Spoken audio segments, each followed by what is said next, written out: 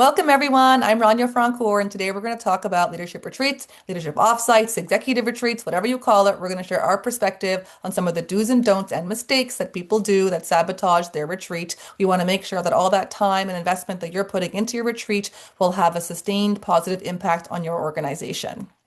So to kick us off, we're going to have Randall Craig, the CEO of the Brain Trust Professional Institute, share a few ideas to get the ball rolling. We'll flip into questions then from you, some questions from me. And as usual, Randall is in the hot seat. He has no idea what questions are coming his way. So for those of you that are new to Randall, I'll share a little bit about him. He has founded several successful startups. He held a long-time position at a Big Four consulting firm. He was a senior executive at an American public company, the author of 8 books. He's in the Speaker Hall of Fame. He's a master facilitator. He's helped over 100 organizations scale, and he works with me at the Brain Trust Professional Institute, helping organizations grow through executive retreats, executive coaching, and facilitating conversations with teams.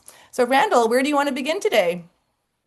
So I think it's very, very interesting when we get a call about can you help with our retreat?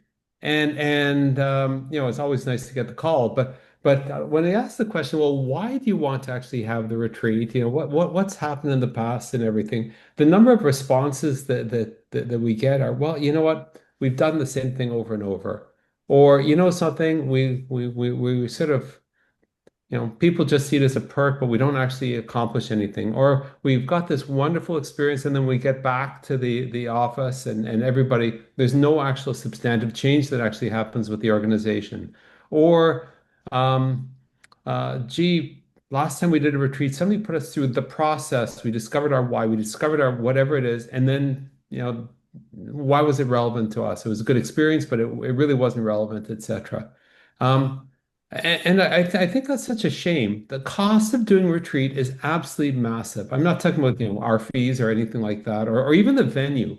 But if you've got everybody from the organization off the job, okay, and actually doing something, the job doesn't go away. The value of everybody who's actually around that table is huge, just absolutely huge. So therefore, it makes a lot more sense to say, how do we plan one a little bit more strategically? How do we make sure that anything that we actually accomplish together as a group actually makes a real difference and sticks well beyond the retreat itself?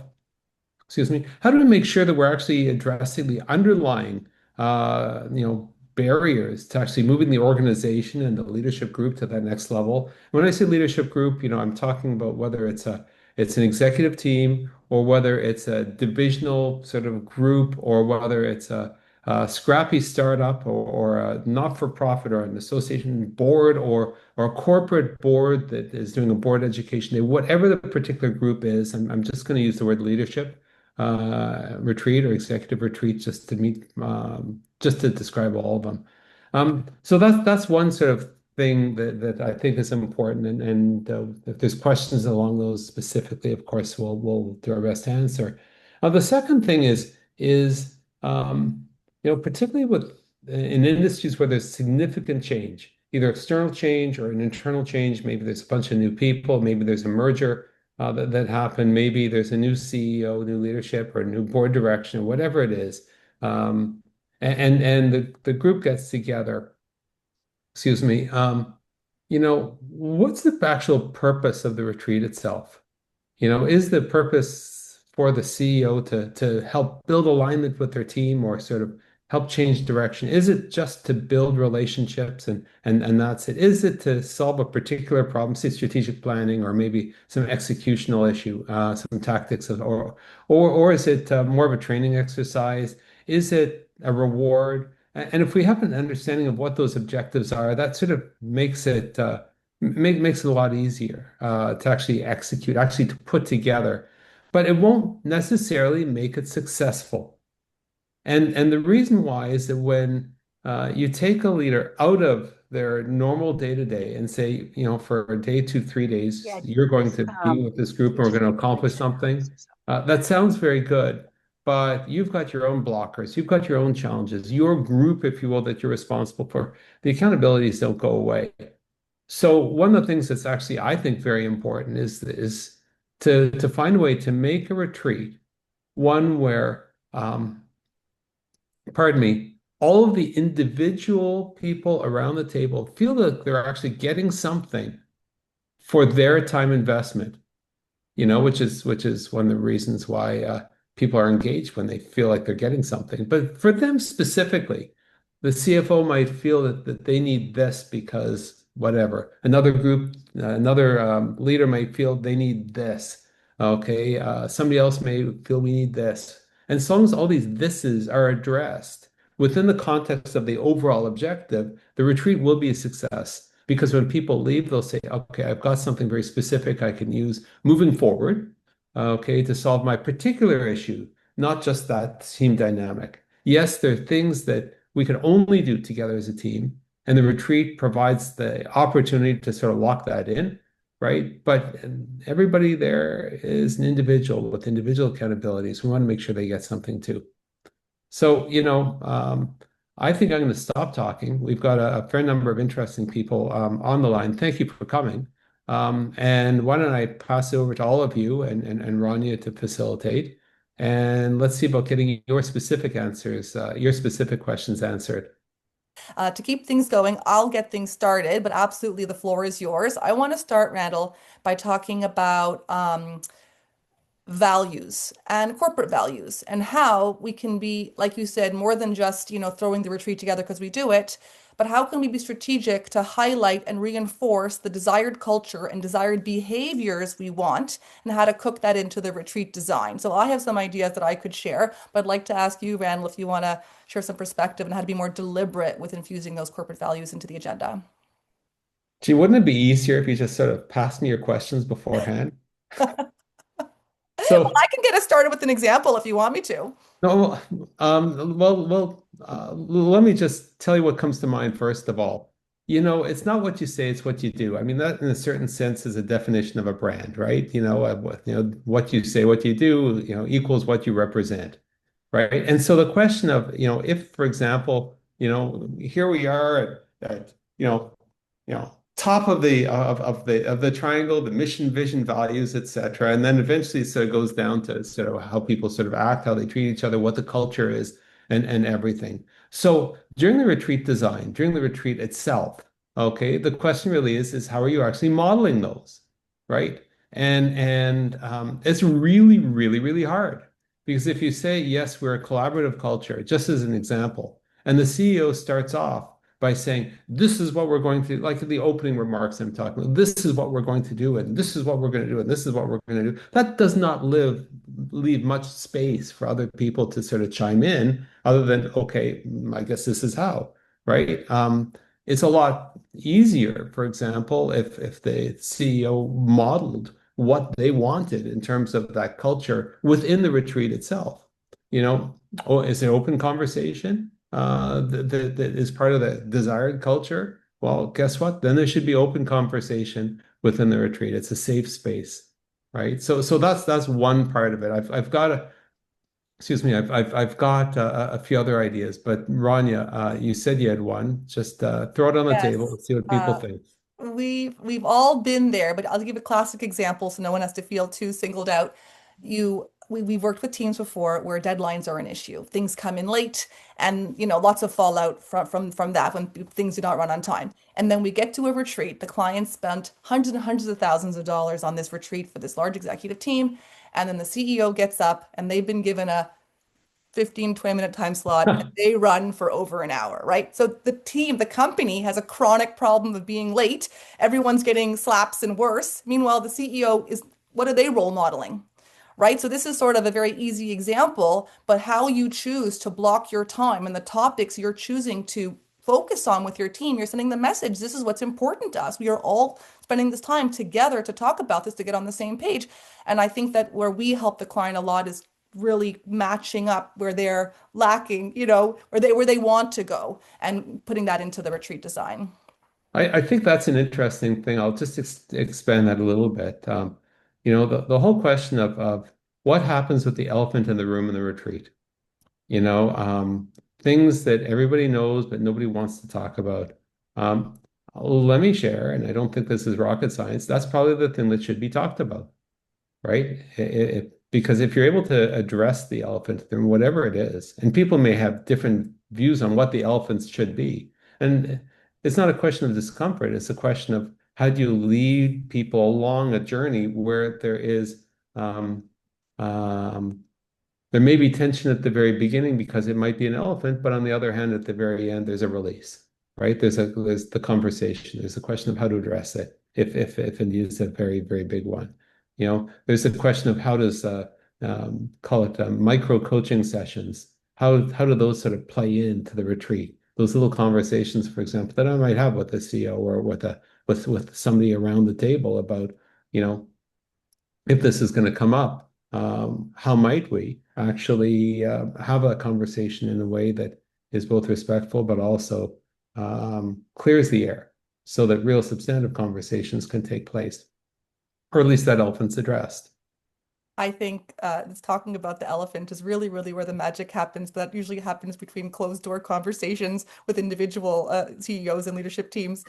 I want to talk about team building and more specifically, team building activities. Okay. So you can honestly, if you look up retreats, offsite, corporate retreats, it's all fun, fun, fun and barbecue parties and ropes courses. And it's like, where is the learning? Where are these executives being executives? It's very hard to find that content anywhere online or those examples of what that is. So my question is, how does team building happen? And we work with people, the best, well-meaning internal teams. We're going to go to a wine tasting. We're going to do different tours. And but blocking off a chunk of time for a team that works apart different sites of geographies together to do intensive team building is like saying, I want to lose 10, 20 pounds. I'm going to go to the gym for 12 hours today. That's not how you build health. How you build health Yeah. is going to the gym every day or for 3 days a week, whatever your routine is. And that's how you build health. And same thing with the team. You're only going to team build Yeah. every day with your team. So I wanted to open Randall to share your views, our views here. And the real question is, gee, if you've got a day, 2.5 days, whatever it is, how do you magically go to the gym all at once? Okay, and the answer is traditionally been something that I think is I don't want to, let me be controversial, a waste of time. Okay. If people do trust falls, if people do yet another high ropes course or yet another wine tasting, that's not team building. That's might be at best relationship building. And I think relationship building is actually very important. You go on nature hikes together and you end up talking about business stuff along the way, etc. But doing, high ropes courses and hikes and wine tasting, that's not, in my view, um, that might be necessary. It's not sufficient. And I think a big opportunity is lost within the retreats themselves. If we take a look and say, how do we do team building in a way that's actually models and is sustainable beyond the retreat itself? And here's a perfect example of how that can happen. So, if you've got a particular problem on the table, there's several different modalities where you have small groups working on a certain aspect of the problem or looking at through different lenses, etc. And if you've got these 3-person, 4-person subgroups or pairs, so there's several different ways of doing it, actually working on a common problem, and then we bring everyone together, and whether it's presentation or debate or some other format where there's a communication of what the findings of them are. Okay, fine, everyone sort of learns all about it. But the actual team building itself happens when people actually are working as a team. So if we're able to have an objective focused segment of the day where people are actually working together in small groups, okay, that's one way of doing it. Okay, and that's very, very, very powerful. Why? Because if, for example, there's a team dinner that night, yeah, there'll be good relationship building, but there'll also be conversation about the experience and what the outcome of the small group work might be, right? Same thing with respect to you know, fine, if there's going to be an activity that's a hike, for example, or anything like that. What if you give people suggested topics to talk about? Okay, thought starters, things that get them having to not just learn about how each other think, but where there's good conversations between the pairs, etc. But just by saying, okay, well, you know what? Because we're in Napa, we're going to go on a wine tour because it's Napa, and then we're going to do this and that, whatever, and then magically teamwork happens. No, it's got to be paired with what happens within the content, right? And unless you've got people actually working together as if they're working outside remotely because everyone's in different places nowadays, it's very hard to sort of magically expect that to happen afterwards. I have to admit, certainly as a former senior executive of a public company, I've gone on my share of retreats where there's wine tours or kayaking in the ocean or you name whatever it happens to be. But I can't remember any kind of I don't know if that really built the team. That built relationships, right? So we need the relationship part, but we need to manufacture into our retreats mechanisms where people are working in pairs, small groups, etc., as well as the overall facilitated sessions or the training-oriented sessions, because that's where we start to do it. I think also another way is to say, is it possible that there's some pre-work beforehand? Okay, where we can get small groups working beforehand. Or what can we do after the retreat itself to get other small groups to work on particular short-term time frame projects that might move the agenda forward, whatever was decided within the retreat itself. Because that way, between the before, during, and after, you've got a bit of a continuum of team building that actually happens via team building. Also say that it's very hard when you've got a group of leaders together. It's not everybody is used to following. So how do for some groups, it's a question of saying, well, you know what? Let's spend some time talking about the team dynamic and how you can build that team dynamic with your team when you leave the retreat. But the meta message, really, the meta program is, guess what? We're going to be doing that here today. And we get a chance to sort of do that as a bigger group, as a leadership group. Probably one of the most impactful parts of several retreats Rodney and I have done is when I ask this question.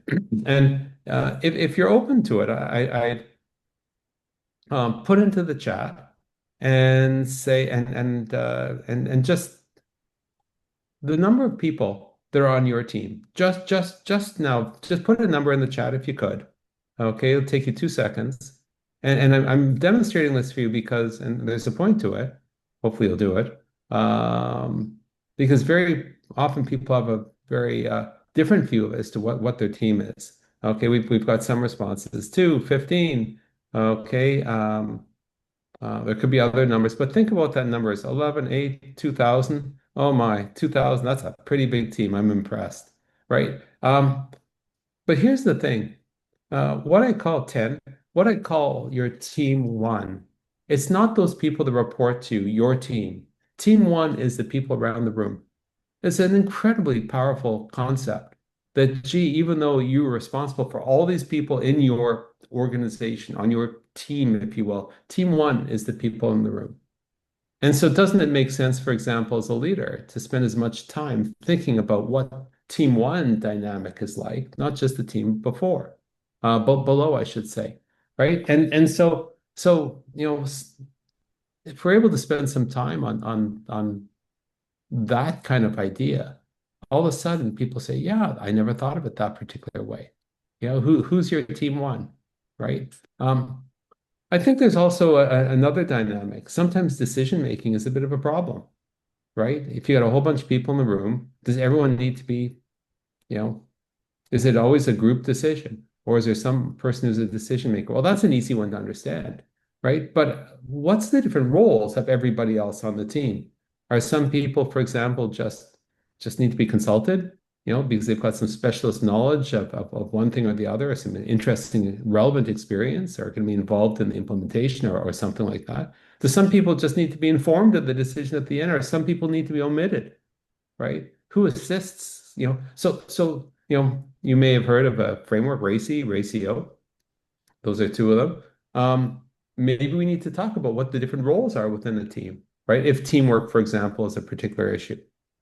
So, I know we're diving deep into content and ideas and everything, but what actually ends up on the agenda is a function of what the actual people around the room need, okay, as well as what the leader, the CEO, the executive director, whoever it is, what their North Star actually is. So I had a thought about team building if I could share. We talk about having them work together, create something together, solve problems together. These are all super, super, super important. But Randall, everybody has their dance that they do, every team, and different teammates, and they have their patterns, and it's very, very hard to break out of your patterns. And even if one person on the team or a few people want to change, it's very hard to change the team. So something that we see very often, the feedback that we get is that people learn a lot from the role modeling that Randall and I provide, that there's the dynamic that we have that they sort of see like, oh, there's a different way of doing it.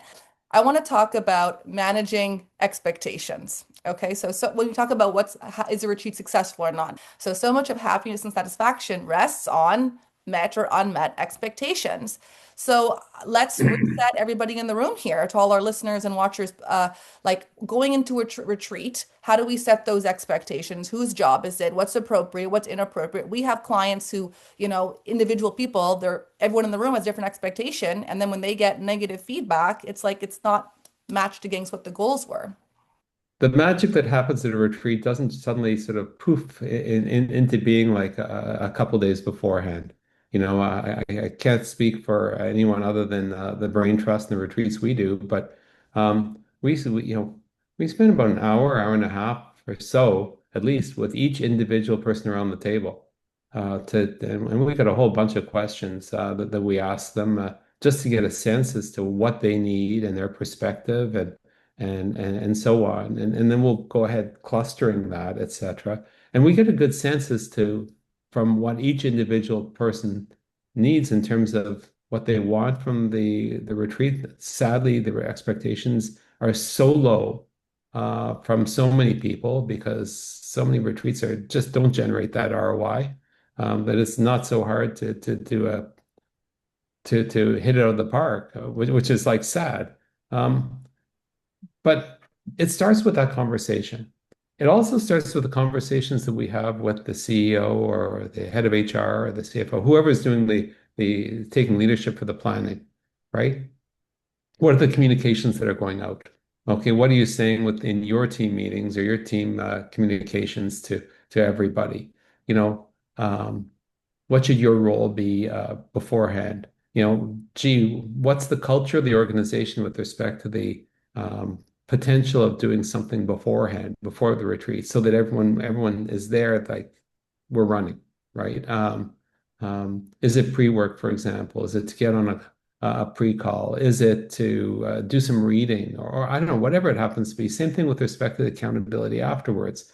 Is there some short-term accountability that's actually useful to put in place? How do we overlay anything that comes out of the retreat onto the existing processes and systems? We're not recreating the wheel in a retreat. All we're doing is we're building the alignment that needs to happen, and sometimes some upskilling and relationship building and so on. So these are all the kinds of things that can address the issue of expectations. On the day of the retreat or the days of the retreat, there's also something else that's interesting. Um, you know, so who's actually doing the facilitating? Okay, so I'm usually the primary facilitator when we do that, and Raniel takes a couple of sessions as well. But whoever's not in front of the group is doing what we call overwatch. Okay, watching everybody in the group, making notes as to who needs a conversation, providing up to the note feedback, thinking about, gee, do we need to alter slightly the agenda going forward based on what somebody said? Preparing some of the other things. So that way, at every single break or every little turn, we're able to sort of shift a little bit and pivot along the way to make sure that we're on track in terms of meeting the overall objectives. And also, if there's certain things that aren't going well for a particular person, for example, we can take some time and either do a micro coaching session or some one-on-one time with the other person, etc. And doing the touch base, obviously, halfway through the retreat with the leader saying, okay, how's it going, and all that. And then afterwards to make sure that what's going on with all the individuals, if when we have that meeting a month after the retreat saying, okay, so how's it going? What happened with all the accountability? Here's some other things that we noticed that during the retreat that we think that would be valuable to you. Actually, we do that much before a month. But all these kinds of things help close that gap. Part of it is setting expectations. Part of it is delivering with flexibility. Part of it is the touch basings. Part of it is the micro coaching. Part of it is the after the fact, but pretty much all of it has to do with what's the design process to actually putting the retreat together. It's too important just to sort of wing it, and it's too important to put people through some contrived kind of you know um, process that does not that's not purely customized for the people who are sitting around the table. I had a thought to share about expectations. So we meet with teams, we ask them about their experiences in past retreats, and sometimes they'll say like no impact. So I would give that like a little bit of a thumbs down.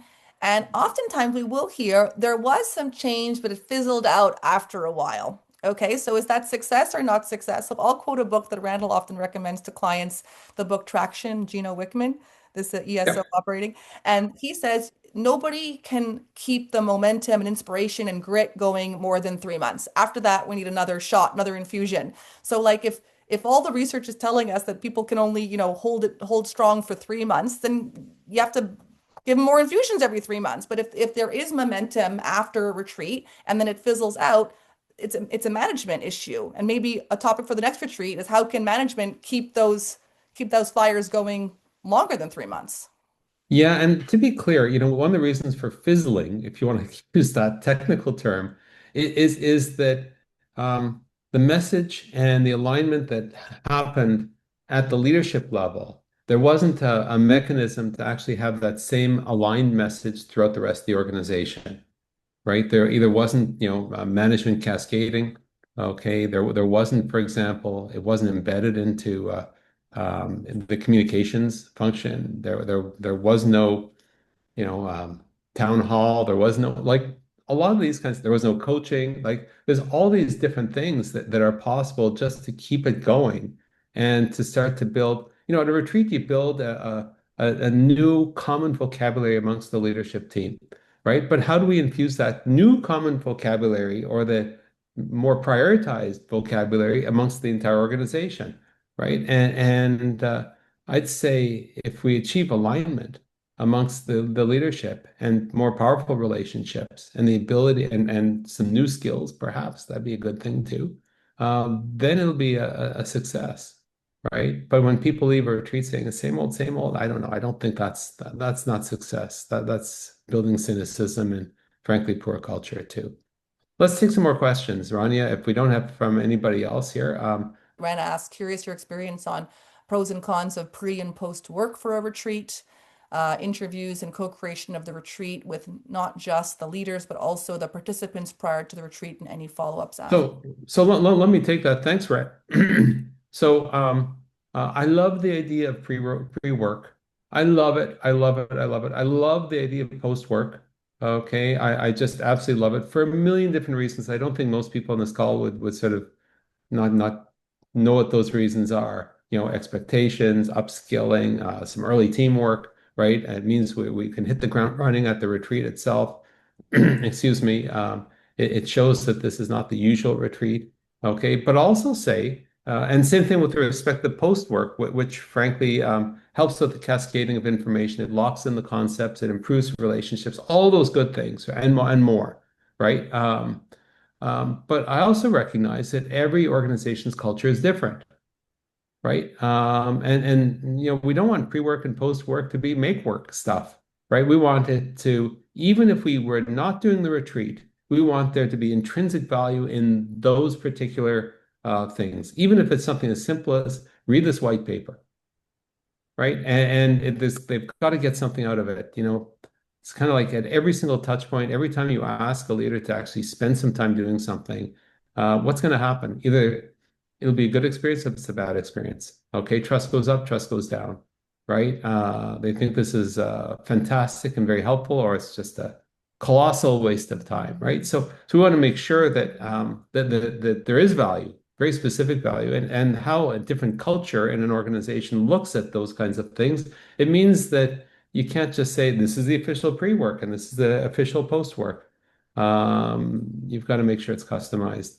The idea of interviews and co-creation with retreat, yeah, we do that hugely. I think that's incredibly valuable. But it's not just performative interviews. We're going to spend half an hour, 20 minutes with each person, get to know them, etc., and vice versa. It really is the question of saying, okay, um, and the questions we ask are sometimes really hard questions, right? And because we need to very quickly understand what's really going on in an organization. As outsiders, it's very hard.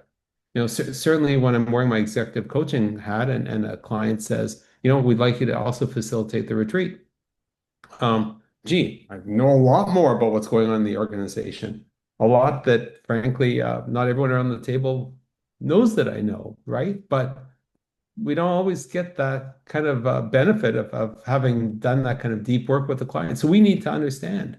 And I'm not talking about we as Brain Trust Professional Institute. I just can't understand how, if you're actually facilitating a retreat, you can't do this in detail, detail, detail. It is a huge amount of data that sadly AI can't sort of do because despite having a bunch of questions, the conversations go into all kinds of different areas that are just absolutely brilliant, very, very important.